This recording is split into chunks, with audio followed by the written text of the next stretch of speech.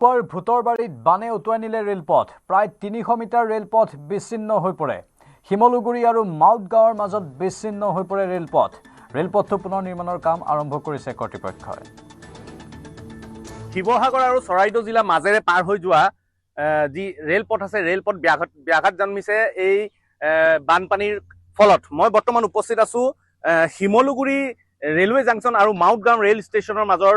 লাকুৱাৰ এই অঞ্চলসমূহ দেখিছে কেমেৰাত আপোনালোকে দেখিবলৈ পাইছে বানপানী কোবাল প্ৰভাৱ পৰিছিলে ইয়াত আৰু বহুতো লোক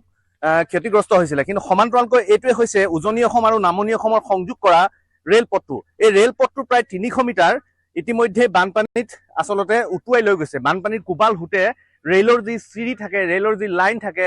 তাৰ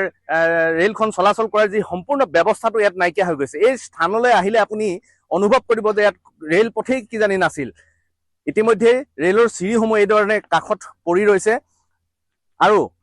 ৰেল বিভাগে উত্তৰ পূৰ্বাঞ্চলৰ ৰেল বিভাগে নেৰা নেপেৰা কষ্ট কৰি আছে তেখেতসকলে অহৰ্নিশে তেখেতসকলে শ্ৰমিকসকলক নিয়োগ কৰি বিভিন্ন সা সঁজুলি নিয়োগ কৰি যাতে উজনি অসম আৰু নামনি অসম অৰ্থাৎ গুৱাহাটী আৰু ডিব্ৰুগড়ৰ ৰেল যাতায়াত যাতে সুচল কৰিব পাৰে ইতিমধ্যে ব্যাঘাত জন্মি আছে আৰু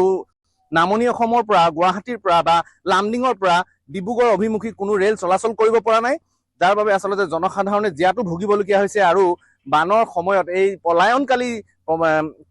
যি এই বানপানীয়ে কেৱল মানুহৰ ঘৰ বাৰীয়ে নহয় আচলতে এনেধৰণে যি যাতায়াত ব্যৱস্থা আছে শতিকা পুৰণি যি এই ৰেল লাইন আছে ৰেল লাইনকো উটুৱাই লৈ গৈছে